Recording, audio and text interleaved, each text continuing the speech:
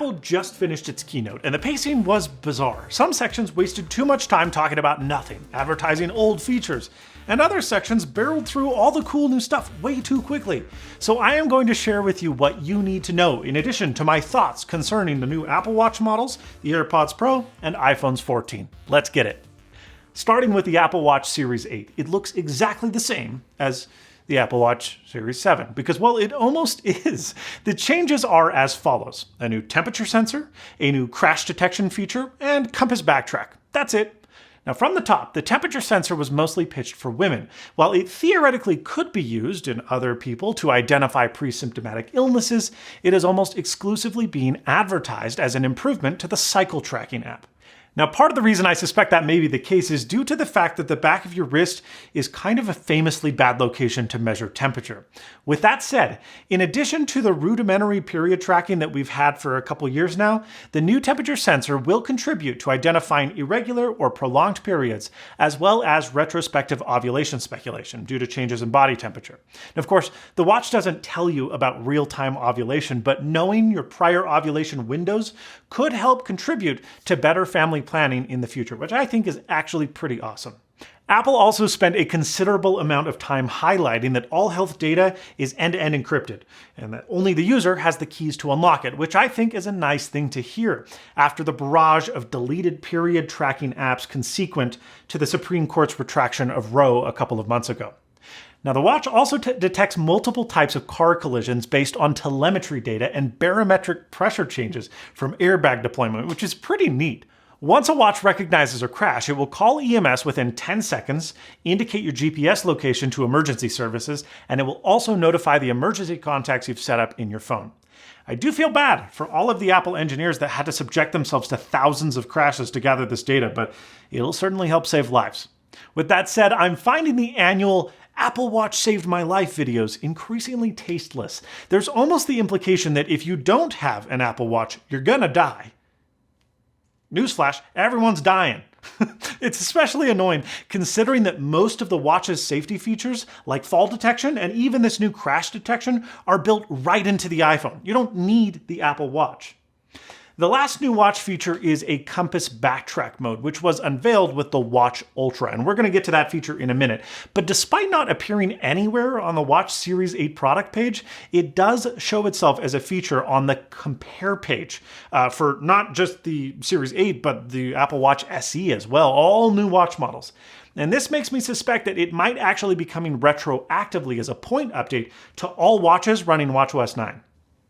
The reason I suspect this is because it's purely software dependent. Old watches could do this, and given that many of the new features advertised for Watch Series 8, like sleep stage tracking, are actually a part of watchOS 9 and not a specific hardware watch exclusive, I suspect that the new Compass app and backtrack functionality may be a part of this. I guess we'll find out soon. Speaking of the Apple Watch SE, it has finally been updated, but not with much. Beyond some new colors, there's precisely one change: the processor. It has moved from the ancient S5 chip to the new S8 SiP, but nothing else has changed. It uses the same old second-generation optical heart sensor. It does not have the new temperature sensor, nor the old ECG or blood ox sensors. It has the same 1000 nit display, and with the same old bezels, it doesn't support fast charging at all yet.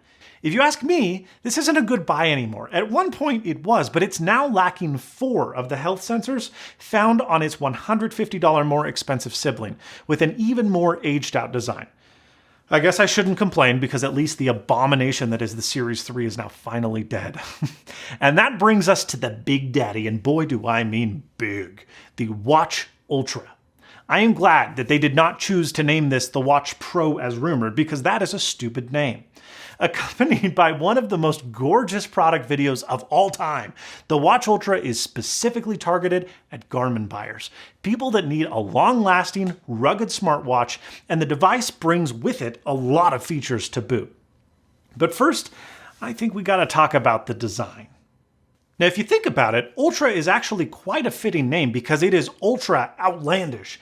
It is 49 millimeters. Now, if you're not a watch person and the wrist shots from people at the event don't make you think, holy friggin' crap, this thing is gigantic, let me give you a real-world example. This watch is a Rolex Submariner 116-610. It's the biggest watch that I own or would own, and I'm a big guy. I'm 210 pounds and 6'4". I ain't small. This Submariner is only 40 millimeters across, and measuring lug to lug, it's barely 50 millimeters. Now you're thinking, 50 millimeters, 49, that's about the size of the Apple Watch Ultra. And you're right. But almost all dive watches will taper their lugs to give them a perceivably less monolithic face. The Ultra, it doesn't do this, especially with its flat sapphire display glass. It is going to look enormous on basically everyone's wrist. Now, that's a style choice. It's one that Apple made, and look, that's perfectly fine, but I do find it a bit funny that Apple is pushing this monster watch at a time when the fashion and watch worlds have both decided that big watches are out and smaller watches are back. That aside, it's clear that this is not pitched for the runway model. It's for the rugged adventurer, so it's probably fine. Now, the Ultra comes dressed in a silver titanium case with, as I mentioned, a flat sapphire display glass that, if you don't know how sapphire works, it's significantly harder, which means it's way more scratch resistant than the glass they use on the regular Apple Watches, but it's actually less shatterproof. It's for this reason that I suspect it's protected from side impact by the titanium case. Now, the larger, deeper digital crown gets a glow-up, with more aggressive knurling, akin to a traditional sports watch actually, and is found surrounded by a crown guard, with the side button poking out for greater access and ease of use when wearing gloves. On the other side, there is a new orange button, dubbed Action Button, a new film starring Jason Statham. It's customizable and can be used to control a workout, mark waypoints, begin dives, and more. There are sure loads of holes on this watch, and that's because, well, there's a lot of stuff.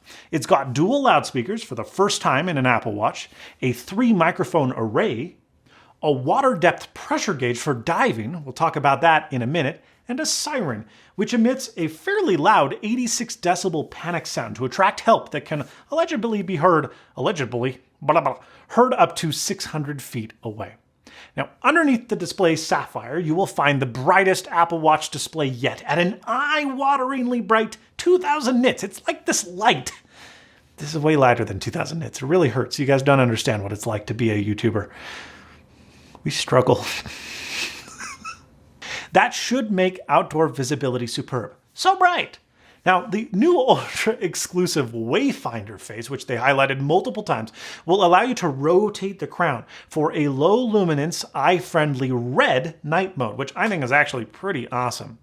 Now, on the inside, you're going to find the same sensors as in the Series 8, including the new temperature sensor, but you will also find a much larger battery that lasts up to 36 hours on normal use. In addition to that, you will find an exclusive dual-band GPS.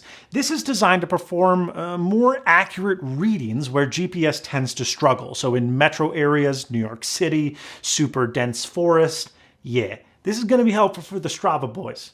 So while I'm on that, speaking of running, there are a couple of really nice additions to the fitness app that I can't help but think are Ultra Watch specific just because.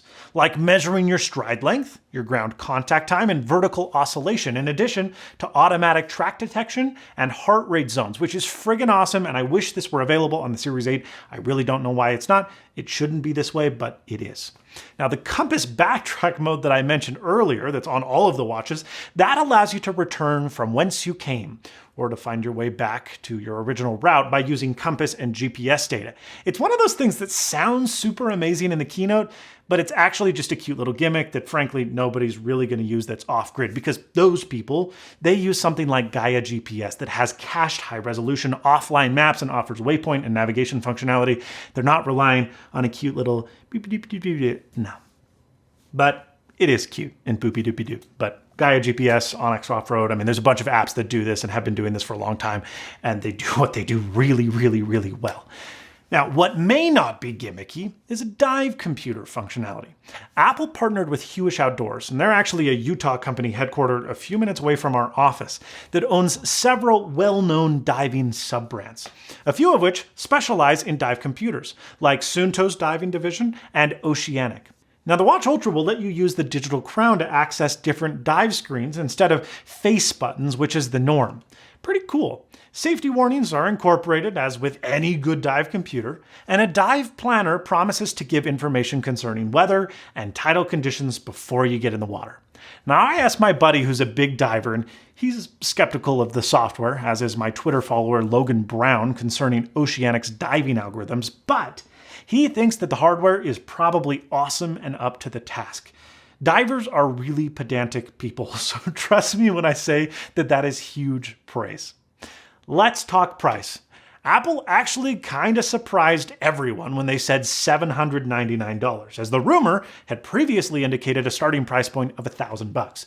Now, make no mistake, $800 is a buttload of money to spend on a digital watch, but when you consider the feature set and the competition, it's a good deal.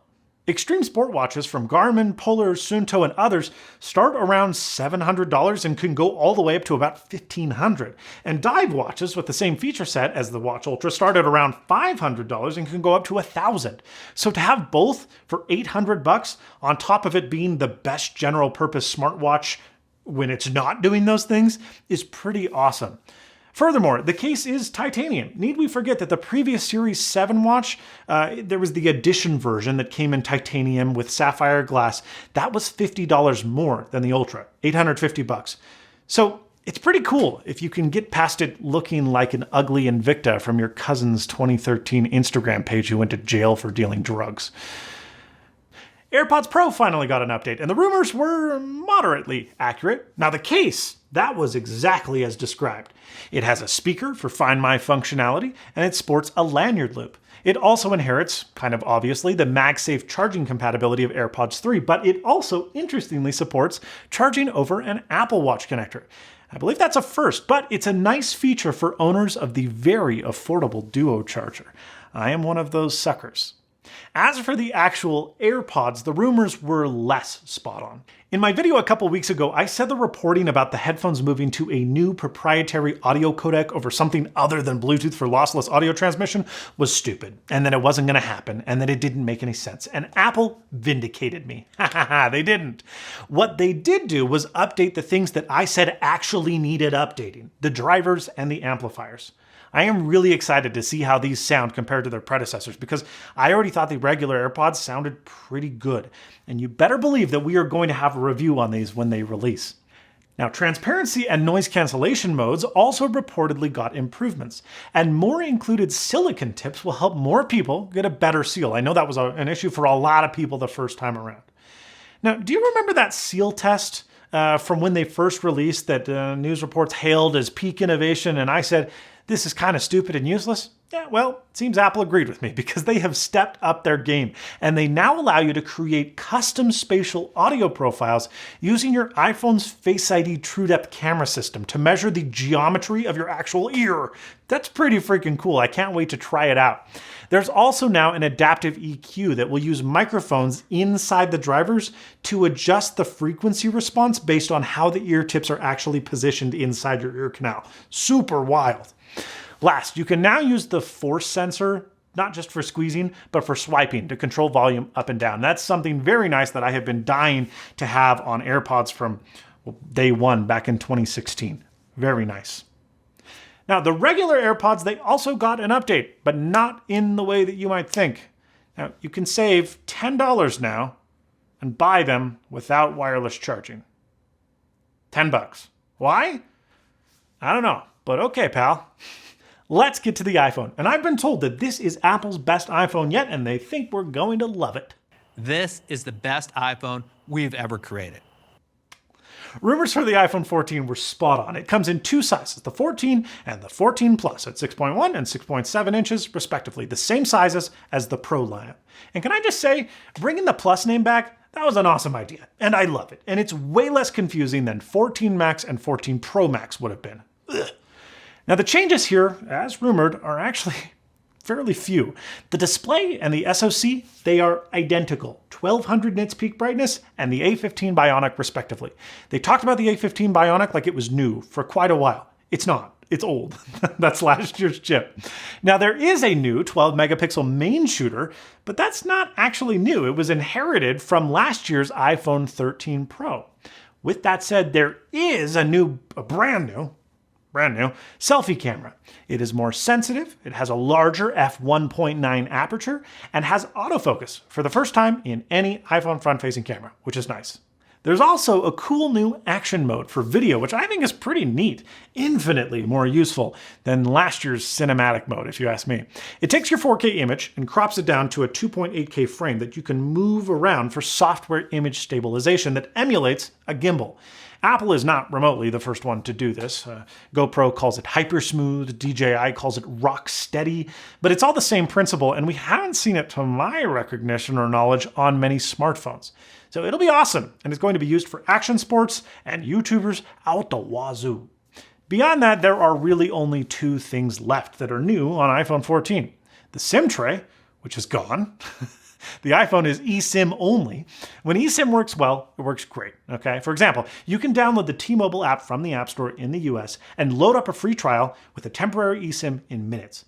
On the other hand, the last time that I needed to set up eSIM for AT&T, I had to go into an AT&T store and get a single-use QR code on a little tiny card. It was horrible.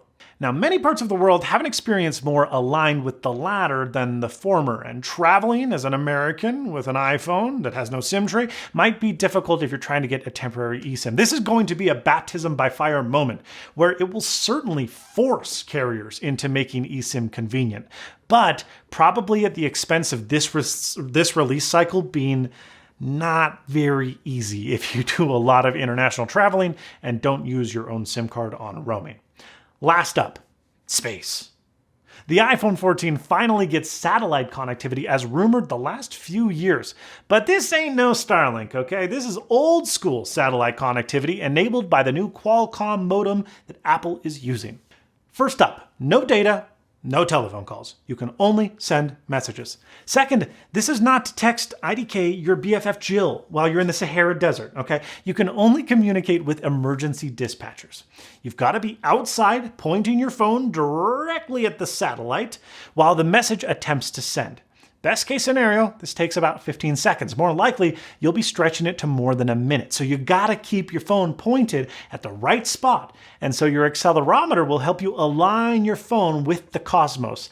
This really gives a new meaning to "you're holding it wrong," the iPhone 4 meme. Remember that? In the event that you are in an area that doesn't have emergency messaging infrastructure, trained Apple specialists will help contact local emergency services on your behalf, which is kind of cool. Now, while you can't text your buddies, you will be able to share your remote Find My location with your friends via satellite, which is pretty neato. Now, Apple says that this service will be free for 2 years with the purchase of an iPhone 14, but you watch. They're never going to charge individual customers for this because it makes no sense, especially when it's a life-saving feature.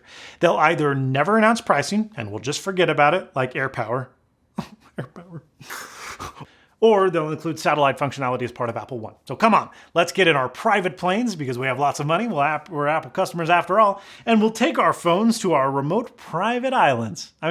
Our remote dynamic islands. That's iPhone 14 Pro time, baby. And look, I'm not just buying it for the deep purple, I promise. But I am, and if it's sold out, I'm gonna be livid, okay? If you asked me like a week ago, Quinn, what's your favorite goofy Apple marketing term? I would have said, hands down, surgical grade stainless steel. Surgical grade stainless steel. It's been my favorite for years. It's so stupid. What does that even mean? It doesn't even make any sense, okay? But it has officially been replaced by the dynamic island.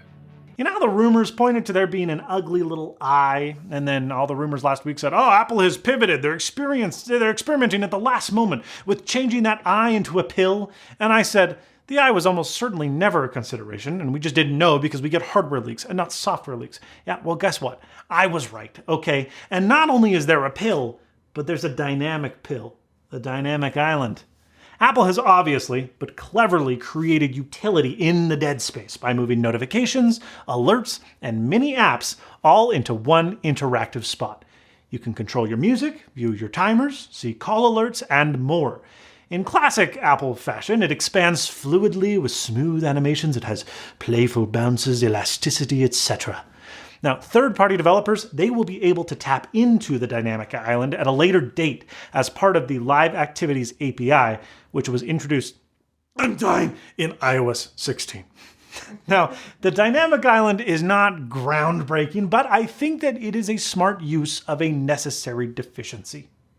As rumored, the always-on display also makes its debut on the iPhone 14 Pro thanks to a new 10Hz LTPO panel. Now, you will see your lock screen widgets coming with iOS 16. You'll see your clock, a dimmed version of your dynamic wallpaper, which is a great way, I think, to keep the always-on display uniquely yours. But unsurprisingly, and intelligently in Apple fashion, the display is only on when it's face up. When it's in your pocket, or if it's face down, it goes dim to save energy. That's pretty neat. Now the display, like I mentioned, goes down to 10 Hz, but it also gets a lot brighter.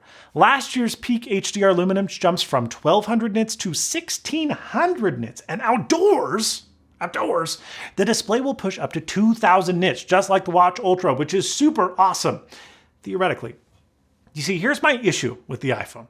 It's that it's never been in its outdoor peak brightness, the sustained brightness, for more than like 30 seconds. Once the phones get the least bit hot with the sun beating on their black panels, it takes just a few minutes for the phones that got too hot. I don't know what happens, but they run the display at an eye-squintingly low luminance. You can see all your fingerprints and your scratches, but not whatever's on your screen. You got to go like this at the beach and you look like an idiot. Yeah, well, I hope that this new display minimizes or gets rid of that altogether, not just gets brighter. Now, like the iPhone 14, it gets crash detection and satellite messaging, but it also gets an entirely new camera system, and one that looks mighty good. As rumored, we get a quad-Bayer 48 megapixel sensor on our main shooter that will prioritize light by pixel binning 4 smaller pixels into one more accurate, more sensitive, more information-dense 12 megapixel photo. Now, the camera will choose to shoot at 48 megapixels only in a few lighting conditions. I'm surprised they're doing it at all, frankly. But you can choose to shoot in ProRAW and manually choose to shoot at full resolution, to my understanding, all the time. You wouldn't want to, but you can. Now, the focal length equivalent is actually slightly wider than the iPhone 13 Pro's 26 millimeters. The new one is 24 millimeters. Benjamin did some web scavenging, and we are pretty confident that it is an unlisted Sony IMX processor that sensor, that if not the same as the one that's used in the DJI Mini 3, it is very, very close. It's a 1 1/3 inch sensor with a 2.44 micron pixel pitch. We also estimate it to have a dual native ISO with ISO 100 and 800. Now, this may well be the reason that Apple quotes night mode photos to be 2 times faster than the prior generation. It's dual native ISO. It's cool. Lots of cool cameras have it. It's neat to be seeing it here on the iPhone. Now, it's also possible with that dual native ISO to combine both the high and low analog gain circuits for HDR photos, but we kind of doubt that Apple is doing this because they already do their own crazy processing that works really quite well. There's a new 2x telephoto mode, which is pretty cool because you're like, wait a minute, there's still only 3 cameras. How are there 4 zoom lengths? Well, it's created by cropping into the middle 12 megapixels of your standard 48 megapixel photo. In theory, it's a really cool idea, but in practice, I'm betting that this comes out as the worst looking focal length at pretty much any exposure other than one of the sunniest of days. Because remember, you're not getting the binned pixels in that mode. Still, it's pretty cool to have. Now, the ultra-wide camera also gets a big jump up in quality for the first time in a couple of years. Apple says that there will be a 3 times low light improvement and that it will be a lot better for macro photography. And that's awesome because that is one mode that got added in the iPhone 13 Pro that I find myself using all the time. Macro photos are fun. To see them getting better is great. Now, the telephoto lens, the 3X that we got last year, that seems to stay the same. No changes or improvements. But Apple's marketing documentation suggests that it will be better as a low light performer by up to 2x because of their new photonic light engine. Now, we'll see once the phone ship next week what exactly that means or does, but the phone, of course, inherits the front-facing camera that we got on the iPhone 14 as well, and overall creates a very good camera package. This is a bigger camera upgrade year than I think we expected. And the iPhone 13s was pretty good too. The iPhone 12 was pretty good. And that's really the only thing that gets substantially better year over year, isn't it? Now, the Pro phones also get a new chip, the A16. Now, if you're sitting there thinking, I can't afford the Pro phone and I want the A16, not the A15, why? Well, the reason is almost certainly something to do with business, be it supply, be it yields, be it profit margins, I don't know. But you shouldn't be too worried because the performance is expected to be fairly similar to the A15. Now, make no mistake, there is going to be a year-over-year improvement. And it might even be so much as what our average jump is, about 10 to 15 to 20%, since we've been on the same process size for a while, right? The efficiency cores appear to be mostly unchanged. The cores that are getting the bump are the performance cores. And while we do have a transistor count boost, it's not exponential. Most of the improvements with the A16 are expected to come in the memory bandwidth department. So rather than the breakneck speeds like we saw a few years ago, year over year, we're going to be seeing most likely the headlining improvement on the A16 being efficiency. Because unlike the A15, the new SoC is built on the first 4 nanometer process. Now, nanometers and process sizes, it's all kind of advertising. It's not consistent, and it's a derivation of the 5 nanometer process. That's why it's not crazy more powerful in the same package. But point in case, in theory, this should help the phone's already excellent battery life get better. And it does, marginally. Apple quotes an extra hour of usage over the 13 Pro, but there would probably be greater gains had we not implemented an always-on display this year. But you win some, you lose some. A process shrink is always good. The process, that is. Some things you don't want to have shrinking. Like parts of your body. Sometimes you do, though, when you're in 6th grade and the math teacher calls on you. That could be embarrassing. Or your wallet. Yeah, my wallet lost out big time today. It shrunk. So be sure to get subscribed and enable notifications with the bell because we will be reviewing the new Watch Ultra, the AirPods Pro, and of course the new iPhone 14 Pro. So don't miss out on that. Let me know what your favorite part of the keynote was today, or if you even saw it or cared, or I don't know, tell me what your favorite flavor of ice cream is. I just want to talk. Let me know in the comments down below. Thanks so much for watching, and as always, stay snazzy. Sayonara.